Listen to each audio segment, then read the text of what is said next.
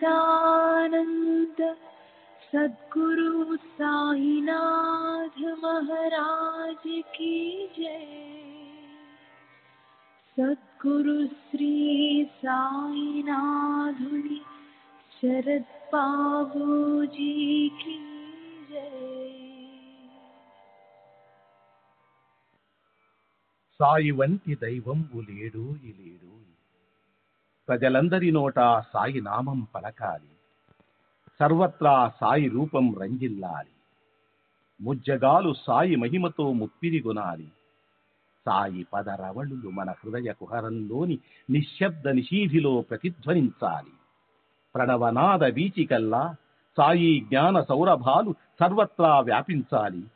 ఆ సుజ్ఞాన సౌరభాల ఆస్వాదనలో మన మనసులు మత్తెక్కాలి. సాయి ప్రేమామృత ధారలు అంతటా నిరంతరం వర్షించాలి. ఆ ప్రేమామృత ధారలలో తడుస్తూ, ఆ జ్ఞాన సౌరభాల మత్తులో ఆనందంగా నర్తిస్తూ సాయి వంటి దైవంబు లేడోయి లేడోయి అని అందరూ ఏకకంఠంతో గానం చేయాలి. అదే నా ఆశ, ఆశయం, ఆకాంక్ష. అదొక మధుర స్వప్నం. ఆ స్వప్న సాఫల్యం కోసం శ్రీ సాయినాథుని అనన్య ప్రేమతో, ఆర్ద్రతతో ప్రార్థించటమే మనం చేయగలిగింది, చేయవలసింది. శ్రీ బాబూజీ.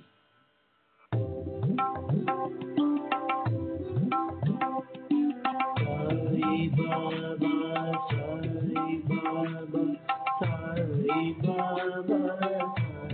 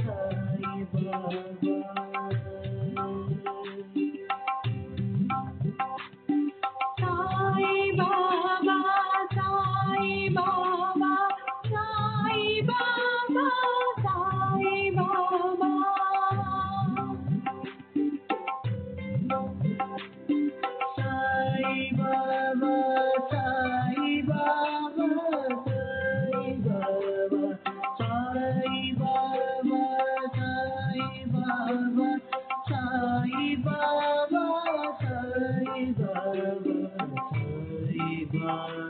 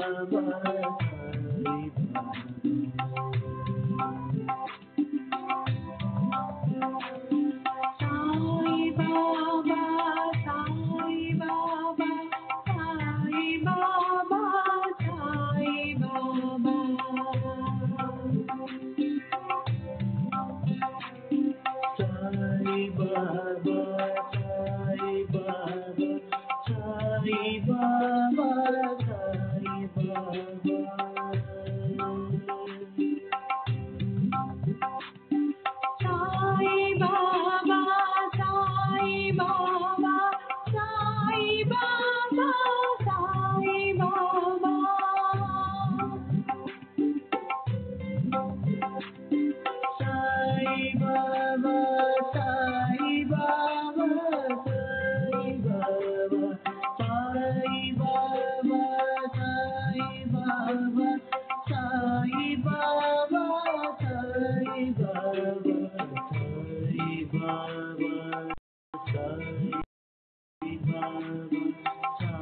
Baba,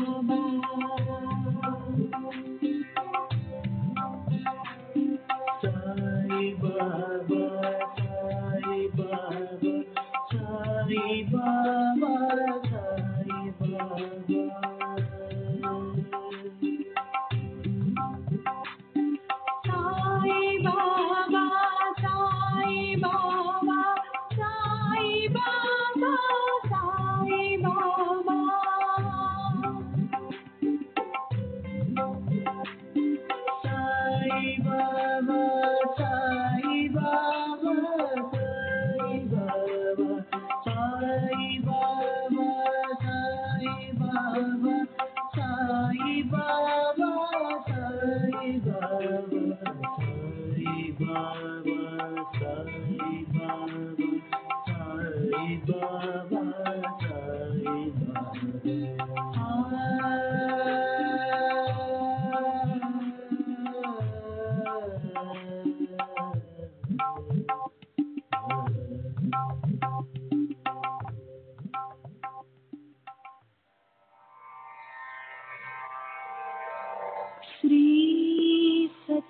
सच्चिदानंद सद्गुरु साईनाथ महाराज की जय। सद्गुरु श्री साईनाथुनि शरद बाबूजी की जय।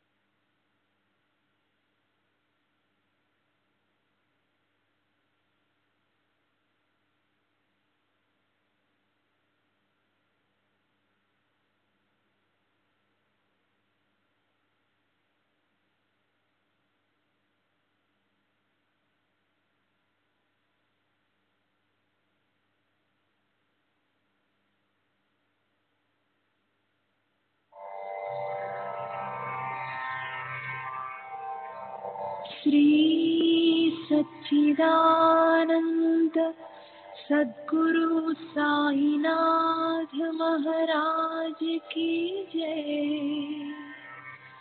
सद्गुरु श्री साईनाथुनि शरद बाबूजी की जय।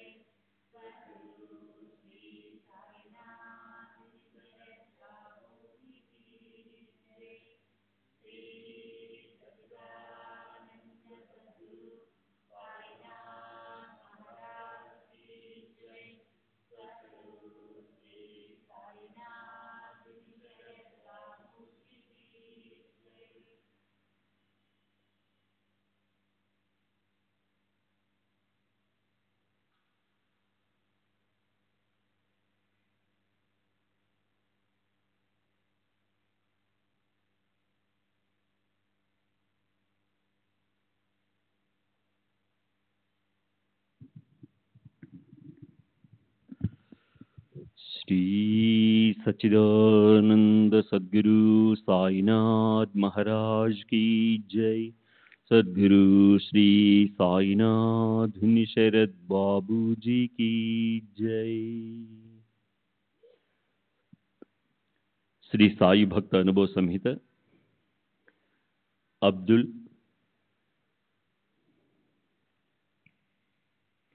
తండ్రి సుల్తాన్, వయసు సుమారు 60 సంవత్సరములు, ముసల్మాన్, ఖాందేశ్లోని నాందేడు, ప్రస్తుత నివాసం షిరిడి. నేను తపతి నదీ తీరంలోనున్న నాందేడ్ నుండి 45 సంవత్సరాల క్రితం అంటే 1889లో షిరిడి వచ్చాను. మొదట నేను నాందేడుకు చెందిన అమీరుద్దీన్ ఫకీర్ ఆశ్రయంలో ఉన్నాను. ఆ ఫకీర్కు సాయిబాబా కలలో కనపడి 2 మామిడి పండ్లను ప్రసాదించి వాటిని నా చేతికి ఇచ్చి నన్ను షిరిడి పంపమని ఆదేశించారు. అమీరుద్దీన్ ఫకీర్ తన కల విషయం చెప్పి మామిడి పండ్లను ఇచ్చి నన్ను షిరిడిలోని శ్రీ సాయిబాబా దగ్గరికి వెళ్ళమన్నారు. నేను ఇక్కడికి నా 20వ సంవత్సరంలో వచ్చాను. అప్పటికి నానాసాహెబ్ చందర్కర్ కూడా బాబా వద్దకు రాలేదు. బాబా నన్ను చూడగానే నా కాకి వచ్చింది, మేరా కావలా ఆలా అంటూ ఆహ్వానించారు.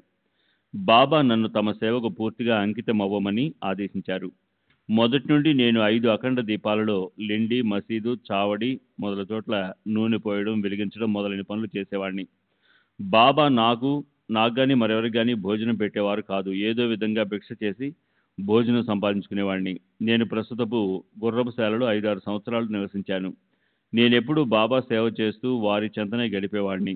నేను రోజుకు 3 సార్లు స్నానం చేసేవాడిని. మసీదులో వారి చెంత ఖురాన్ పఠించేవాడిని. ఒక్కొక్కసారి బాబా ఖురాన్ని తెరిచి ఆ పేజీలో ఉన్న భాగాలను చదవమనేవారు. అప్పుడప్పుడు వారు ఖురాన్లోనున్న వాక్యాలను చెప్పేవారు. బాబా నోటి నుండి వెలువడిన ప్రతి మాట పవిత్రమైనదే. వారి మాటలను మరాఠీ, మోడీ లిపిలో పుస్తకంలో రాసేవాడిని. బాబా నోటి నుండి వెలువడిన మాటలు నన్నేగాక అందరినీ సరైన మార్గంలో నడిపిస్తాయని నా నమ్మకం. అందువల్ల వారి ప్రవచనాల పుస్తకాన్ని క్రింది విధంగా ఉపయోగించేవాడిని. ఎవరైనా తమ భవిష్యత్తు తెలుసుకోదలిచినప్పుడు కానీ, క్లిష్ట సమస్యలు ఎదురైనప్పుడు కానీ నా దగ్గరకు వచ్చేవారు. నేను భక్తితో బాబాను తలుచుకుని పుస్తకాన్ని తెరిచేవాడిని. తెరిచిన పేజీలో వాళ్ళ భవిష్యత్తుకు లేదా సమస్యలకు సంబంధించి సమాధానం ఉండేది. ఇందుకు 2 ఉదాహరణలు ఇస్తాను. బాబా సమాధి చెందిన తర్వాత సమాధి మందిరంలో ఒక బావిని త్రవ్వారు. కానీ ఆ బావిలో త్రాగడానికి ఉపయోగపడని ఉప్పు నీళ్లు పడ్డాయి. వాళ్ళు నా దగ్గరకు వచ్చారు.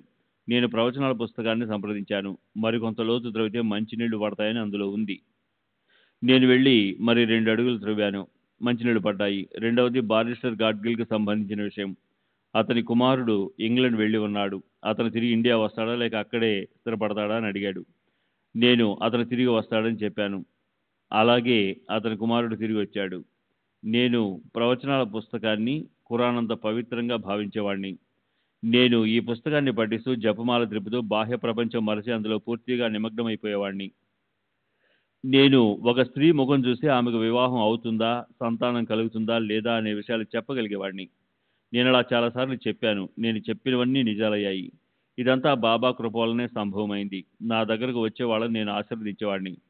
పైన చెప్పినట్లు నేను ఈ పుస్తకాలను పారాయణ గ్రంథంగానే కాక భవిష్యత్ దర్శనిగా కూడా ఉపయోగించేవాడిని. లెండిలో స్తూపంలా కట్టబడిన దానిపై నందదీపం లేక అఖండ దీపం ఉండేది. సాధారణంగా బాబా ఆ స్తూపం వెనుక కూర్చునేవారు. అక్కడ నుండి వారికి ఆ దీపం కనిపించేది కాదు. బాబా ఆ దీపం వైపు దృష్టి సారించినట్లు కూడా నేను చూసి ఎరుగను. నేను బాబాకు లెండి, ఇతర చోట్ల సేవ చేసేవాడిని. లెండిలో కుండల నిండా నీరు తెచ్చిపెట్టేవాడిని. బాబా 2 కుండల దగ్గర కూర్చొని నీటిని అన్ని దిక్కులకు చల్లేవారు. బాబా అలా ఎందుకు చేసేవారో, నీరు చల్లేటప్పుడు వారు ఏదైనా మంత్రం ఉచ్చరించేవారో లేదో నేను చెప్పలేను. ఆ సమయంలో నేను తప్ప మరెవరూ అక్కడ ఉండేవారు కాదు. బాబా చెంత నేను తప్ప ఇతర మహమ్మదీయులు ఎవరు ఖురాన్ కానీ ఇతర పవిత్ర గ్రంథాలను కానీ పారాయణ చేసినట్లు నేను ఎరుగను. అప్పుడప్పుడు బాబా పవిత్రమైన పదాలు ఉచ్చరిస్తూ ఉండేవారు. వీటన్నిటినీ బాబా అనుమతితో పుస్తకంలో రాసేవాడిని. ఈ పుస్తకాన్ని మీరు కానీ ఇతర భక్తులు కానీ చదవవచ్చును. దీనిలో లిపి దేవనాగరిలో కానీ మోడీలో కానీ ఉంటుంది. తర్వాత అబ్దుల్ ఈ పుస్తకాన్ని బివి నరసింహస్వామి చేతికి ఇచ్చాడు. వారు పుస్తకాన్ని తెరిచి చూశారు. అది మరాఠీలో రాయబడి ఉంది. అందులో బాబా నోటి నుండి వెలువడిన మాటలున్నాయి, మారుతి స్తోత్రాలున్నాయి, దేవుని యొక్క అవతారాలున్నాయి. హిందూ దశావతారాలలో మహమ్మద్ మరికొందరిని సంప్రదాయబద్ధంగా జోడించి వరుసగా వ్రాయబడి ఉన్నాయి. దానికి తగ్గట్లే బాబా వారిని అనుసరించే అబ్దుల్ ఇద్దరు హిందూ అవతారాల పట్ల మారుతి పట్ల భక్తి ప్రపత్తులతో ఉండేవారు, ప్రార్థించేవారు. మార్చి 10, 1938 షిర్డీలో చెప్పిన విషయాలు. మహమ్మదీయులు ఎవరు బాబాకు ఖురాన్ షరీఫ్ వంటి గ్రంథాలను చదివి వినిపించడం కానీ వాటిలోని విషయాలను వివరించమని అడగడం కానీ జరగలేదు. ఎంతోమంది ఫకీర్లు ముస్లిం సాధువులు బాబా దగ్గరకు వచ్చేవారు. బాబా వారితో ఏ విషయాలు మాట్లాడేవారో నాకు తెలియదు. నేను ఎక్కువ సమయం బాబా సేవలను, వీధులను చిమ్మి శుభ్రపరచడంలోను, రాత్రంతా బాబా సన్నిధిలో ఖురాన్ చదవడం వంటి పనులలో నిమగ్నమై ఉండేవాడిని. రాత్రి సమయాలలో నిద్రపోకుండా ఖురాన్ చదువుతూ ఉండమని బాబా చెప్పేవారు. పవిత్రమైన ఖురాన్ చదువుతూ తోగకూడదని, నిద్రలోకి జారుకోకూడదని కూడా బాబా చెప్పేవారు. స్వల్పంగా తిని ఒక్క పదార్థంతో తృప్తిపడు, రుచులకు పోవద్దు, అతిగా నిద్రపోవద్దు అని బాబా చెప్పేవారు. ఇంకా బాబా నేను చదివిన దానిపై ధ్యాస ఉంచమనేవారు. వారు నాతో నేను ఎవరిని అని విచారించమని చెప్పారు. నేను వారి సలహా పాటించి కొద్దిగా తిని రాత్రులు నిద్రపోకుండా ఖురాన్లోని శ్లోకాలను మననం చేసుకుంటూ ఉండేవాడిని. ఇలా చేసేటప్పుడు నేను మోకరిల్లే భంగిమలో ఉండేవాడిని. ఒక రాత్రి నేను బాగా అలసిపోయి ఉన్నందువల్ల దోసిల్లో ముఖం పెట్టుకుని నిద్రలోకి జారుకోబోతున్నాను. అప్పుడు బాబా చంద్రుణ్ణి చూడడానికి ప్రయత్నిస్తున్నావా అన్నారు. ఆ రాత్రి నేను నిద్రమత్తులో బాబా మీద ఒరిగిపోయాను. బాబా నా పాదాలపై నెమ్మదిగా తట్టడంతో మేల్కొన్నాను. మరుసటి రోజు నేను ముఖం కట్టుకోవడానికి దోసిలిలోకి నీళ్లు తీసుకున్నప్పుడు చిత్రంగా దోసిలిలో పూర్ణ చంద్రుడు కనిపించాడు. అప్పుడు సమయం మధ్యాహ్నం 2 గంటలు. ఈ దృశ్యం గురించే బాబా చెప్పారు. నేను లెండిని, అందులో బాబా వెలిగించిన అఖండ దీపాన్ని సంరక్షిస్తూ ఉండేవాడిని.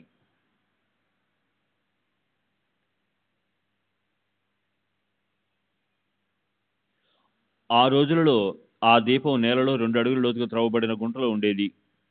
దీపం ఆరిపోకుండా దానిపై పందిరి ఉండేది. పందిరిపై రేకులు, చుట్టూ 20 తెరలు కట్టబడి ఒక గుడారంలో కనిపించేది. నేను ఆ గుడారంలో ఉంటూ దీపాన్ని సంరక్షిస్తూ ఉండేవాడిని.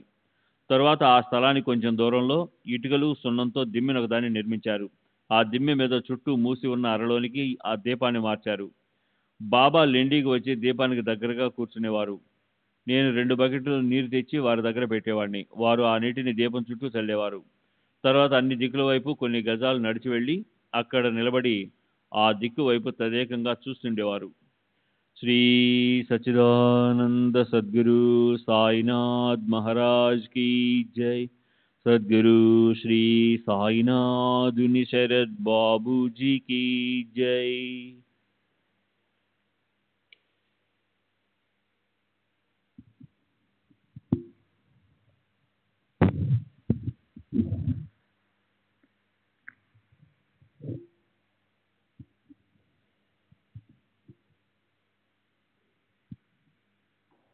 నేను సాయికి చేసే సేవ అందరికీ చేసినట్లుగా భావించేవాడిని. షిరిడీ పొలిమేరలో ఉన్న కాలువలో బాబా బట్టలు ఉతికి తెచ్చేవాడిని. మసీదు, చావడి వాటి పరిసరాలు శుభ్రంగా చిమ్మేవాడిని. దీపాలు తుడిచి నూనె పోసి పెట్టేవాడిని. బావి నుండి నీరు తోడి తెచ్చేవాడిని. బాబా తిరిగే వీధులన్నీ చిమ్మటమే కాక మలాన్ని కూడా ఎత్తి పారేసేవాడిని. బాబా నన్ను హలాల్ కుర్ అని మై మిరియాంబి అంటే నా పాకివాడ అని పిలిచేవారు. ఆయి షిరిడీలో నివసించే తొలి రోజుల్లో ఆమె వీధులన్నీ చిమ్మి శుభ్రపరిచేది. నేను ఆ పనిలో ఆమెకు సహాయపడేవాడిని. నా ప్రాపంచిక ఆధ్యాత్మిక అవసరాలన్నీ బాబానే చూస్తున్నారు. రాధాకృష్ణ అయి చనిపోయిన చాలా కాలం తర్వాత బాబా మహాసమాధానంతరము అంటే 1927 ప్రాంతంలో ఆమె నివసించిన శాలలో ఒకరోజు ఖురాన్లోని శ్లోకాలను మననం చేసుకుంటూ ఉన్నప్పుడు శిథిలావస్థలో ఉన్న శాల యొక్క 3 మట్టి గోడలు హఠాత్తుగా కూలిపోయాయి. నడుం వరకు ఆ శిథిలాల్లో నేను కూరుకుపోయాను. అయినా నాకు ఏ ప్రమాదము జరగకుండా బాబానే నన్ను కాపాడారు. బాబా నన్ను ఆశీర్వదించి వారి చెంతనే ఉంచుకున్నారు. బాబాను సేవించుకోమని మొదట నా గురువైన అమీరుద్దీన్ నన్ను ఆదేశించారు. నేను అలానే చేశాను. ఒకసారి ఆయన షిరిడీ వచ్చి నన్ను తనతో రమ్మని పిలిచారు. బాబా ఆదేశిస్తే వస్తానని చెప్పాను. కానీ బాబా అలాంటి ఆదేశం ఏది ఇవ్వనందున నేను షిరిడీలోనే బాబా వద్ద ఉండిపోయాను. అమీరుద్దీన్ షిరిడీ నుండి వెళ్ళిపోయారు. బాబా నన్ను ఆశీర్వదించి బాబా నన్ను ఆశీర్వదించే తీరు విచిత్రంగా ఉండేది. ఒక్కోసారి వారు ఆశీర్వాదం తిట్లు, దెబ్బల రూపంలో ఉండేది. చాలాసార్లు నన్ను జోగును కొట్టేవారు. నాతో తేరేకు దర్యాకా పహార్ కుతార్ దియా, తేరా మట్టి సోనా బనా దియా, క్యా బడి మాడి బాందియా అనేవారు. బాబా ఉదయాన్నే చావుల్లో కూర్చొని పై విధంగా నన్ను ఆశీర్వదించి మసీదుకు బయలుదేరేవారు. వారు తరచుగా అవతారాల గురించి చెప్తుండేవారు. వారు చెప్పినవన్నీ ఈ పుస్తక రూపంలో వ్రాయటం జరిగింది. అబ్దుల్లా ఒక పాత పుస్తకాన్ని తీసి చూపించాడు. అందులో కొన్ని భాగాలు దేవనాగరిలో, కొన్ని మోడీలో, మరికొన్ని ఉర్దూలో ఉన్నాయి. ఇవి ఎవరు వ్రాసారో చెప్పేందుకు అతను ఇష్టపడలేదు. తోటి భక్తులు అభిప్రాయం ప్రకారం ఇవన్నీ వ్రాయటానికి కావలసిన పరిజ్ఞానం అబ్దుల్లాకు లేదని తెలిసింది.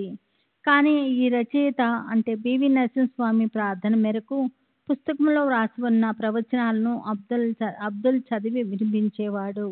బాబా అవతారాల గురించి చెప్పినది క్రింది విధంగా వ్రాయబడి ఉంది.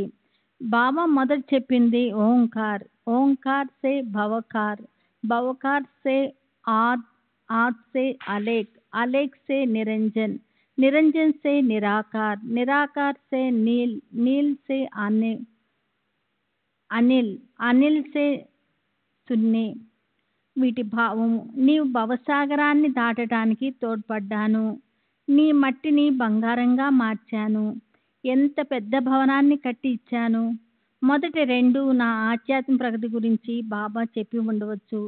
మూడవది నా భవిష్యత్తును సూచిస్తూ చెప్పినది అయి ఉండవచ్చు. బాబా సమాధి చెందిన తర్వాత నేను సమాధి పూజ నిర్వహిస్తూ 9 సంవత్సరాలు బూటివాడాలోని గదిలో నివసించేవాణ్ణి.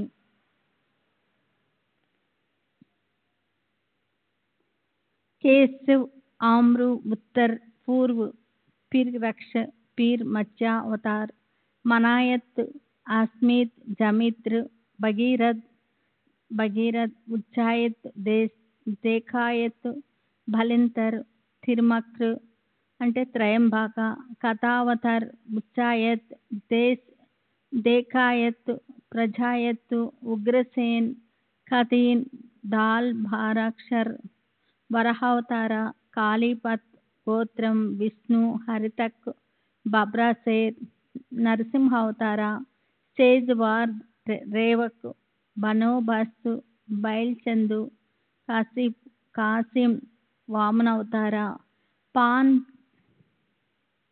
షాన్, జాన్, మ్యాన్, న్యూర్, తేజ్, కమల్, ఖాదరం, అద్భుత్, కన్వత్వ, కుభవై, హరిపార్వ, జనార్దన, జయవ్, అవి అస్తత్వ ధర్మ, మాంతాద, మిశ్రణ్, జమదగ్ని, పరశురామ అవతార, రాజాజీ, జాతి, కవాదిక, రాజా, దశరథ, రామచంద్రాజీ అవతార, అంకుశ్, అగ్నాపూరపు, క్షీర్పాల్, వజ్రాల్, పితృ, ఇదురత్, సురసేన్, వాసుదేవ్, శ్రీకృష్ణాజీ అవతార్, ప్రతిమదన్, అనురుద్ధన్, అనిరుద్ధ, ఈశతురక, బద్ధ, జలి అవతార్, ब्राह्मण हुआ, राजपूत हुआ, कवली हुआ, बाद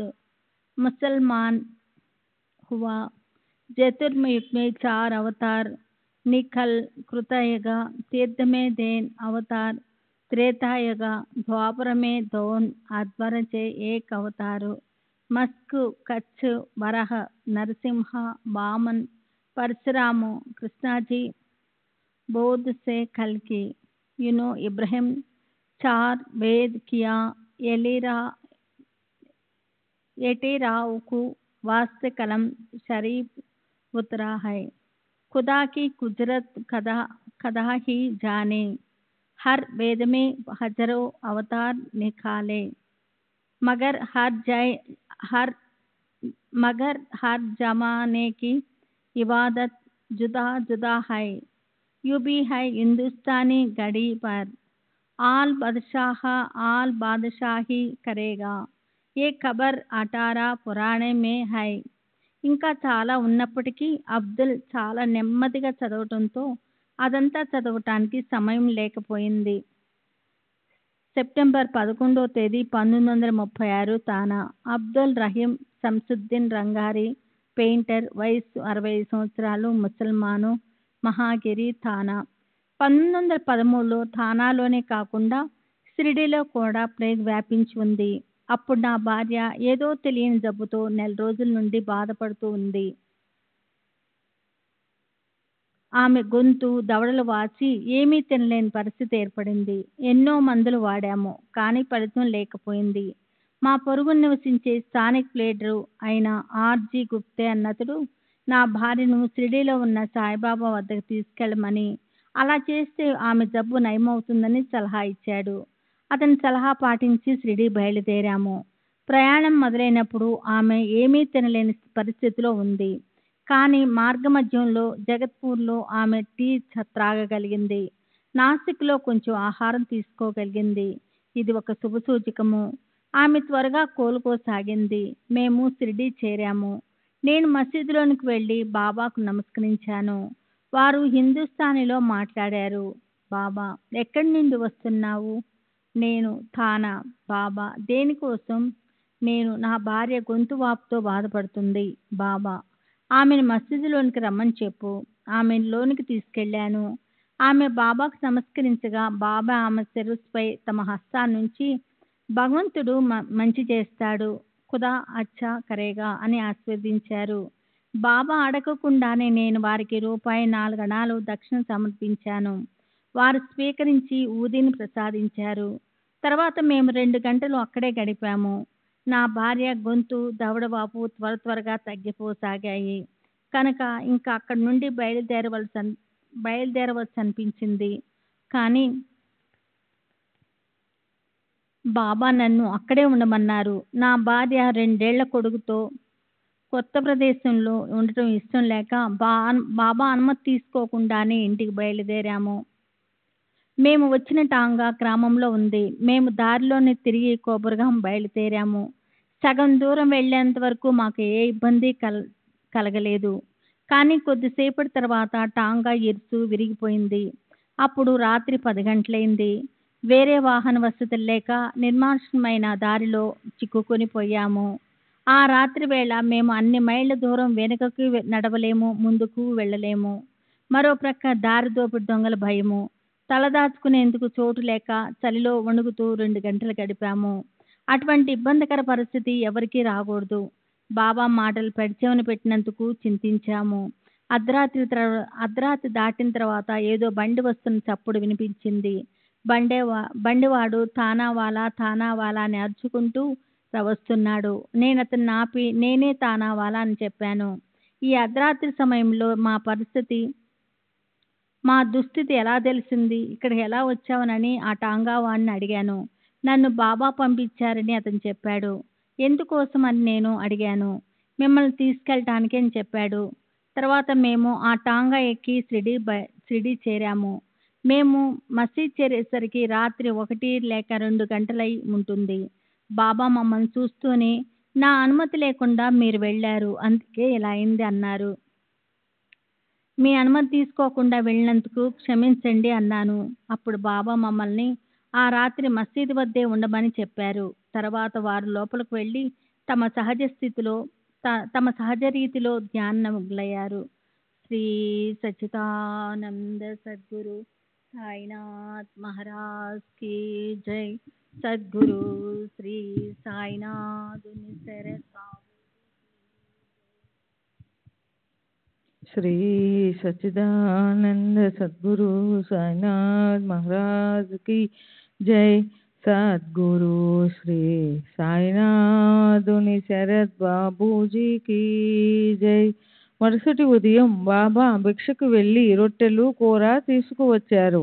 వారు కొంత తీసుకున్న తరువాత మిగిలినది మాకు ఇచ్చి తినమన్నారు. మేము తిన్నాము. బాబా ఇచ్చిన రొట్టెను నా భార్య తినగలిగింది.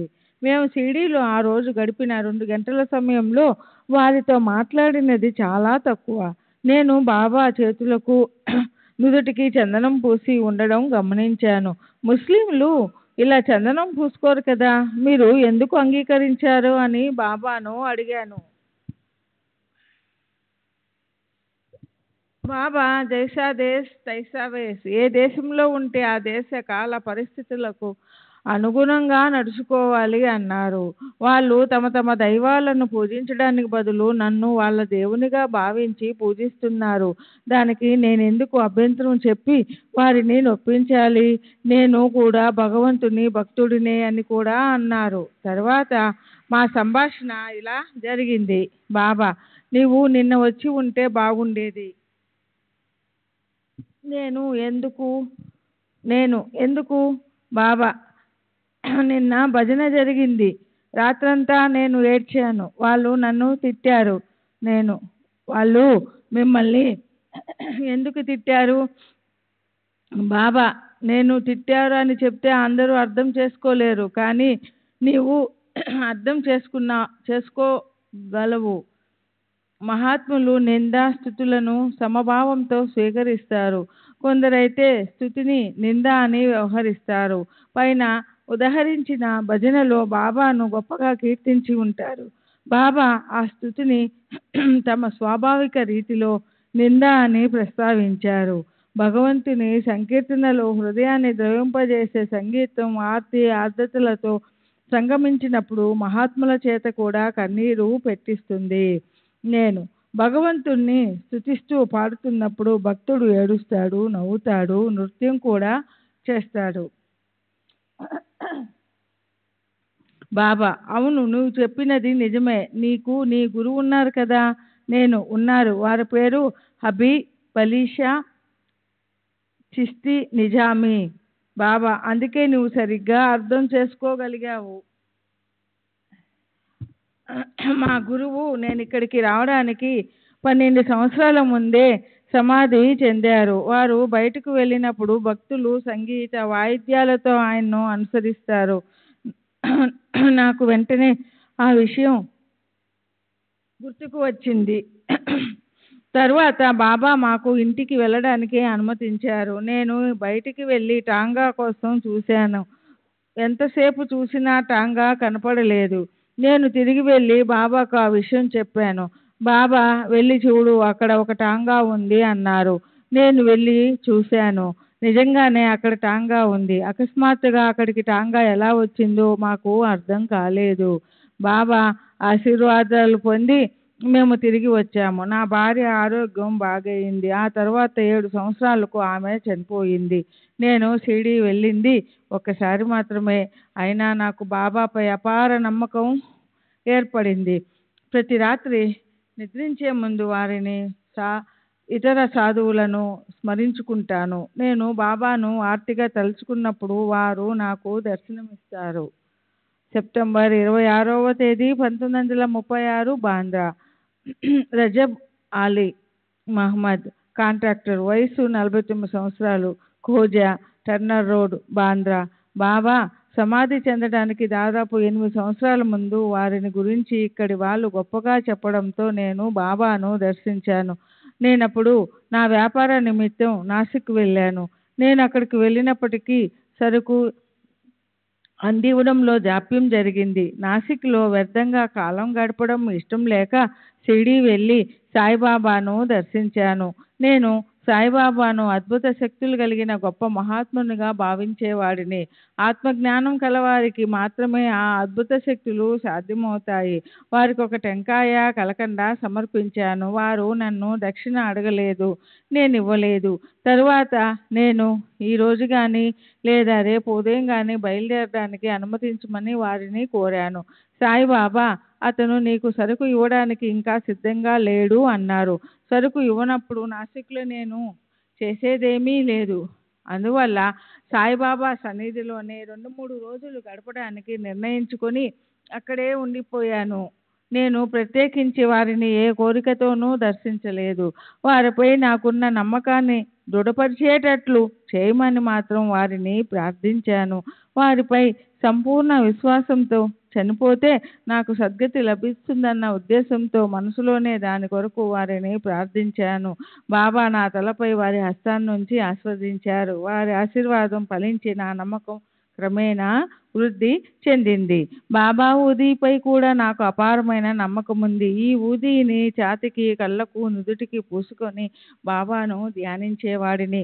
నా కష్టాలన్నీ సమసిపోయేవి. ఇంకా వివిధ సందర్భాలలో ఊదీని ఉపయోగించి సత్ఫలితాలు పొందేవాడిని. 5 సంవత్సరాల క్రితం నా గేదె ఒకటి ఈనలేక చాలా అవస్థపడింది. దాని బాధ చూడలేక పశువుల డాక్టర్ను పిలిపించాను. నేను మున్సిపాలిటీలో శానిటరీ కమిటీకి చైర్మన్ను అయినందువల్ల అతను వచ్చి గేదెకు చికిత్స చేశాడు. కానీ ప్రయోజనం లేకపోయింది. నేను బాబాను ధ్యానించి దాని తలపై ఊది రాశాను.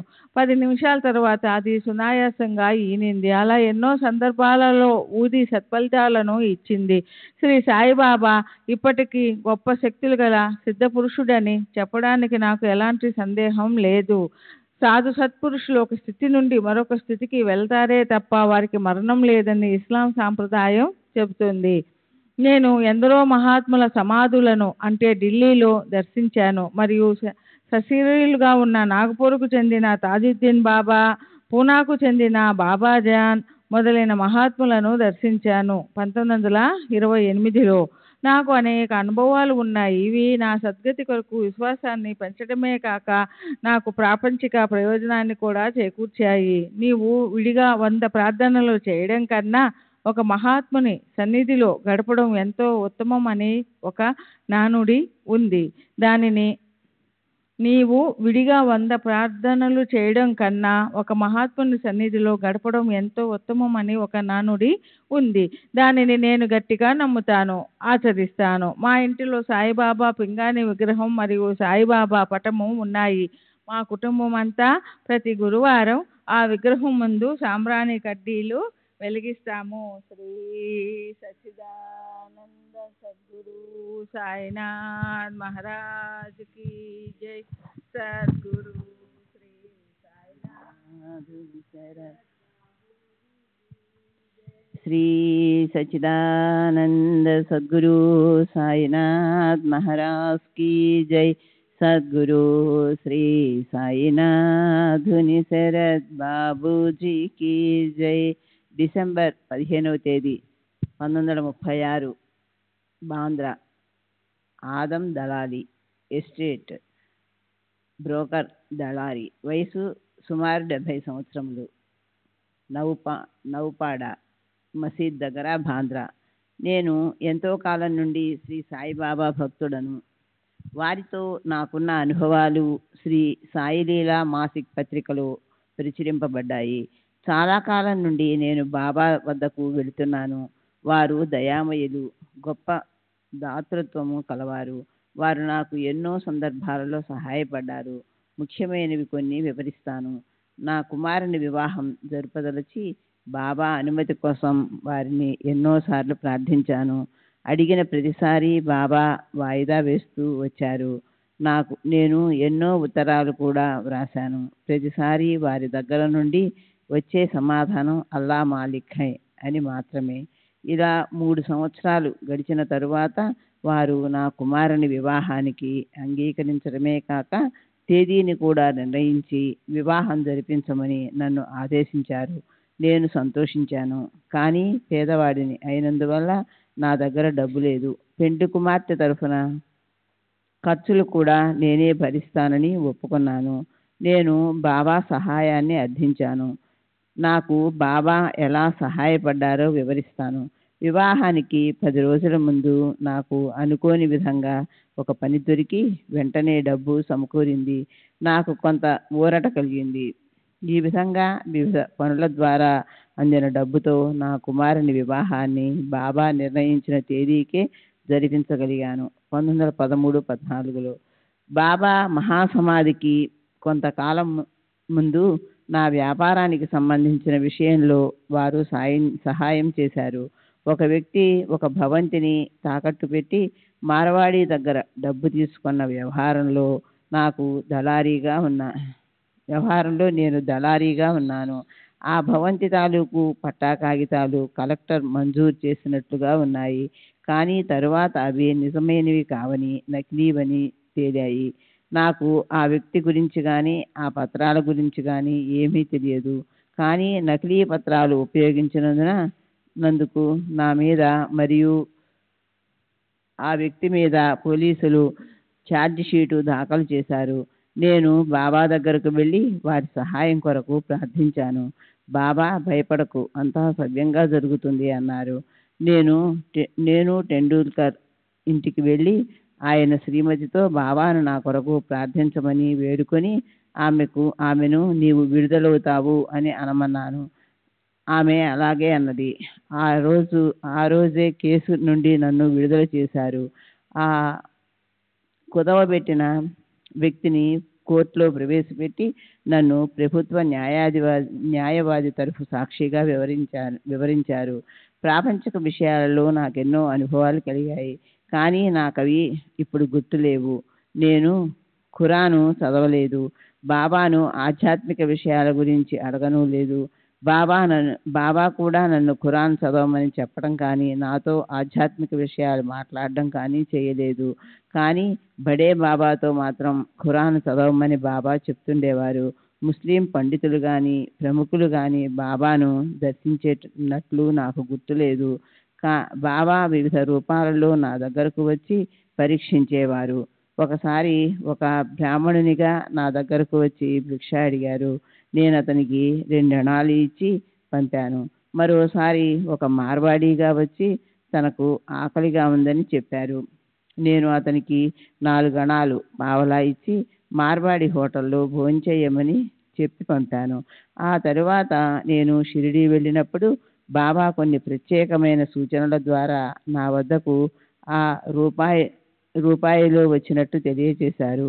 ఇంకొకసారి ఆ రెండవ సందర్భం గురించి చెప్తూ బాబా నన్ను చూపించి షిరిడీలో ఒక భక్తునితో నేను ఇతని వద్దకు వెళ్ళాను. అతడు నన్ను మార్వాడి హోటల్కు పంపి భోజనం చేయమన్నాడు అని చెప్పి నా నమ్మకాన్ని దృఢపరిచారు. బాబా ఊదీని తీర్థాన్ని నేను ఎల్లప్పుడూ ఉపయోగిస్తాను. వాటిపై నాకు అపారమైన నమ్మకం ఉంది. నేను మా ఇంట్లో బాబా పటాన్ని పెట్టి ప్రతిదినం ఫోటో ముందు సాంబ్రాణి కడ్డీలు వెలిగిస్తాను. నేను ఇప్పటికీ షిరిడీ వెళుతుంటాను. డిసెంబర్ 8వ తేదీ 1936 షిరిడీ. మా నందారాం శివరాం మార్వాడి షరాబు వ్యాపారి, వయసు 70 సంవత్సరములు. తండ్రి శివరాం మార్వాడి షిరిడీలో రెండోసారి ప్లేగు వ్యాపించినప్పుడు 1911 గ్రామస్తులందరూ షిరిడీ విడిచి వెళ్ళడం ప్రారంభించారు. అలాంటి సమయంలో నేను వీధిలో వెళుతుండగా మారుతి ఆలయం వద్ద ఉన్న కొంతమంది నన్ను చూచి నా కళ్ళు ఎర్రగా ఉన్నాయని, జ్వరం వల్ల నాకు ప్లేగు సోకి ఉంటుందని అన్నారు. నేను భయంతో వణికిపోయాను. గ్రామస్తుల సలహాపై మారుతి దేవాలయానికి గుర్రంపై వెళ్ళి నూనె దీపం వెలిగించి టెంకాయ కొట్టి నన్ను కాపాడమని మారుతిని వేడుకున్నాను. షిరిడీ విడిచి రహతా సమీపంలోని ఎక్రూఖా అను గ్రామానికి వెళ్ళడం మంచిదనిపించి బాబా వద్దకు వెళ్ళి వారు అనుమతి కోరాను. నేనెక్కడికి వెళ్ళనవసరం లేదని, నేను మరణించే ప్రసక్తి లేదని బాబా అభయమిచ్చారు. ఇంకా నేను చనిపోయేంత వరకు నిన్ను చావనివ్వను అని హామీ ఇచ్చి ఊది ప్రసాదించారు. నేను షిరిడీలోనే ఉండిపోయాను. నా జ్వరం తగ్గిపోయింది. శ్రీ సచ్చిదానంద సద్గురు సాయినాథ్ మహారాజ్ కీ జై. సద్గురు శ్రీ సాయినాథుని శరత్ బాబూజీ కీ జై.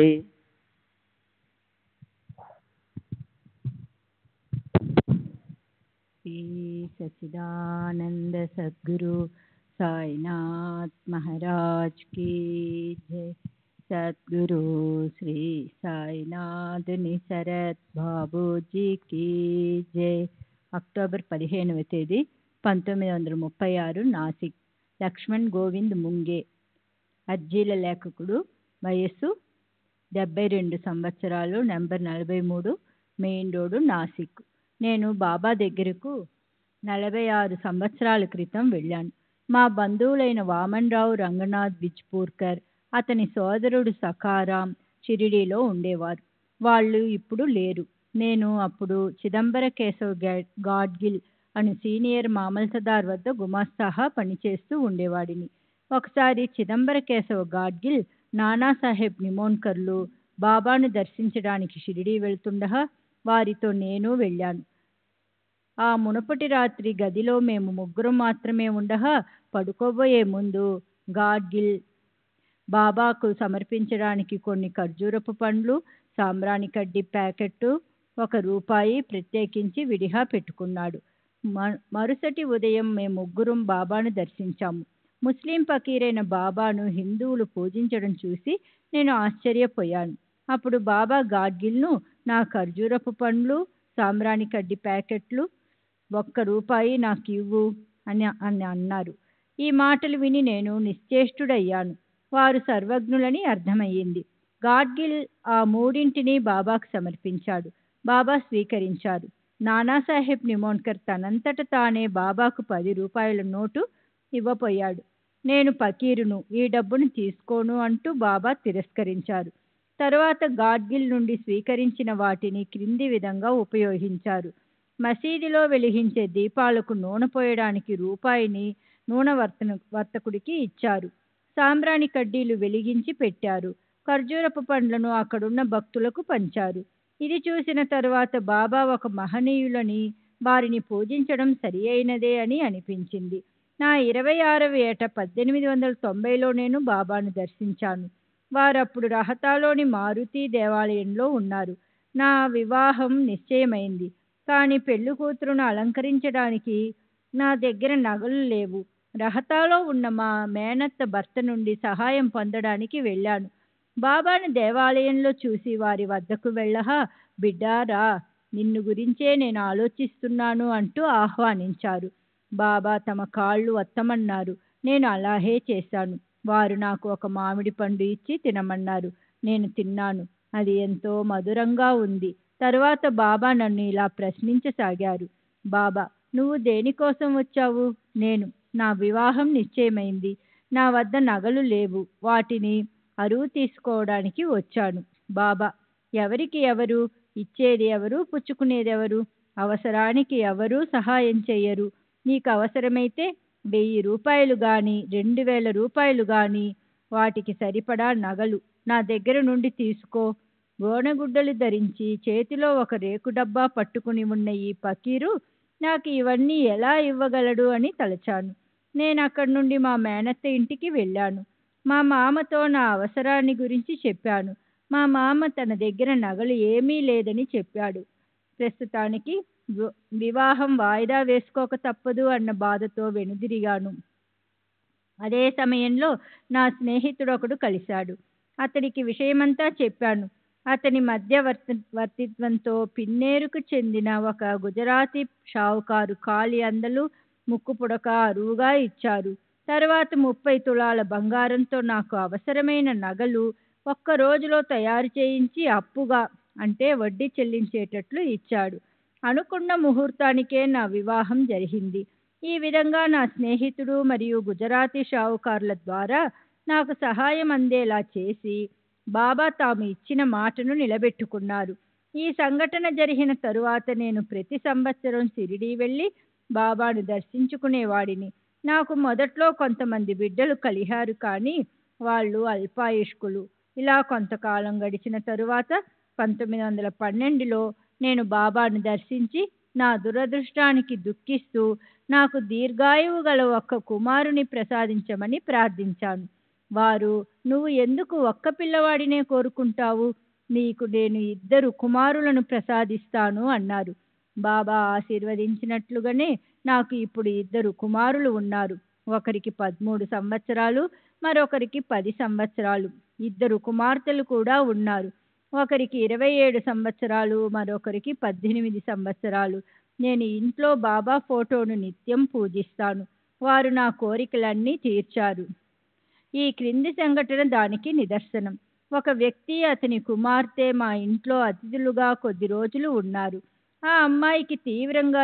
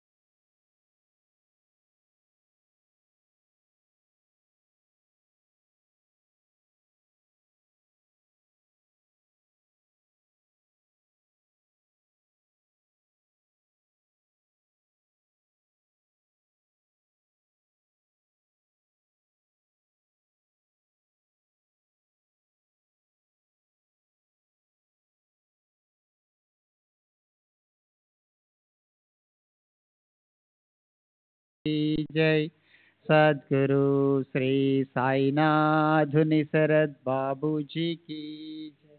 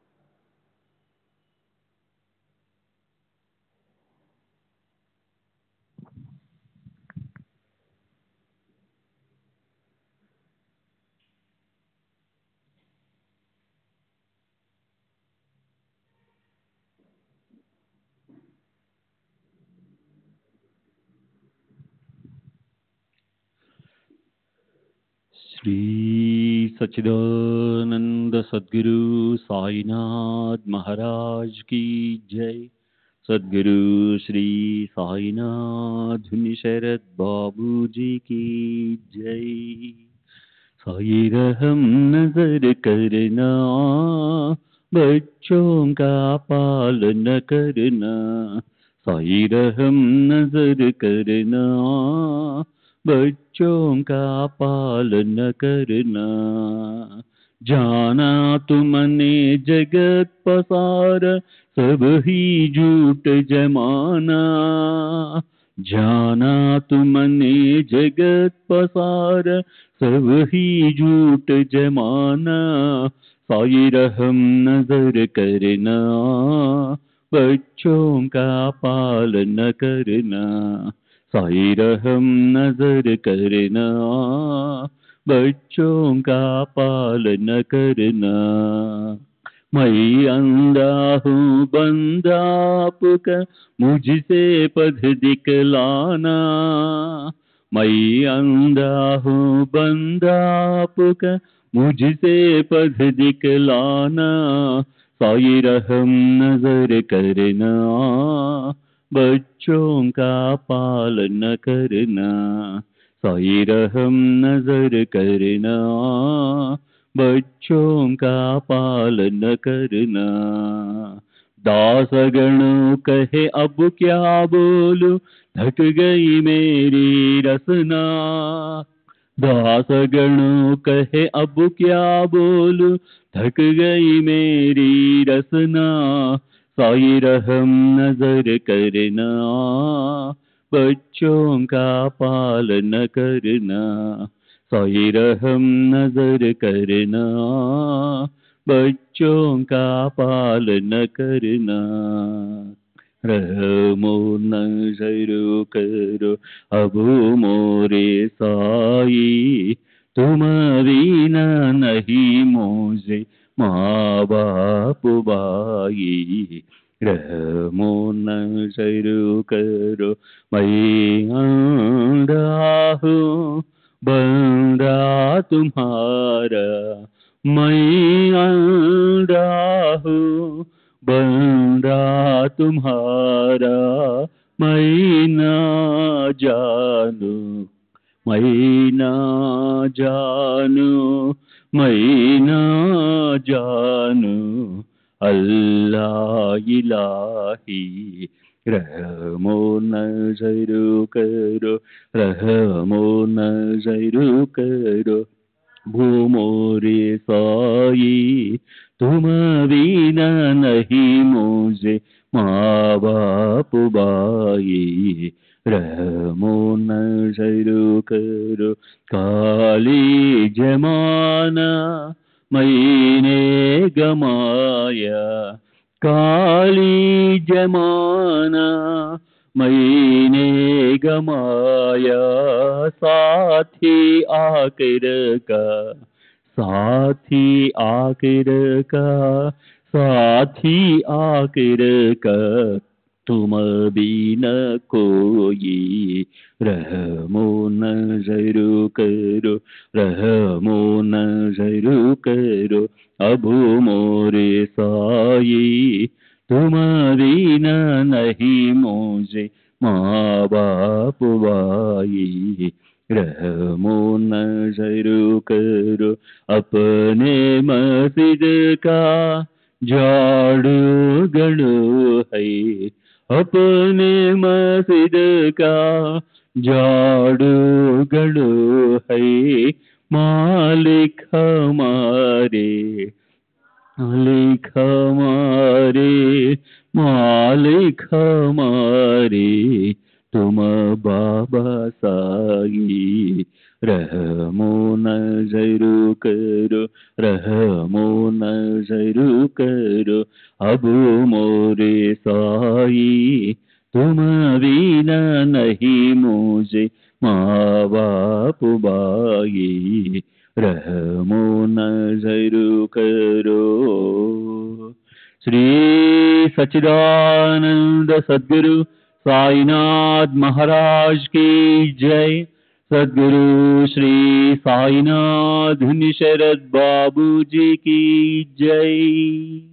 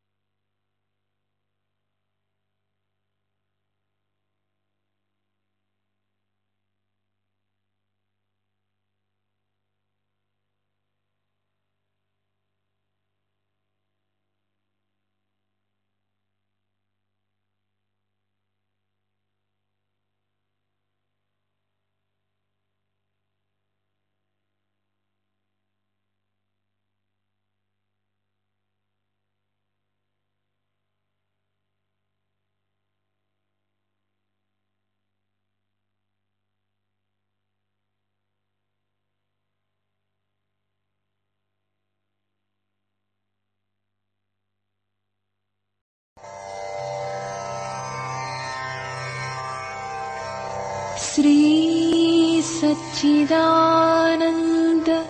सद्गुरु साईनाथ महाराज की जय। सद्गुरु श्री साईनाथुनि शरद बाबू जी की जय।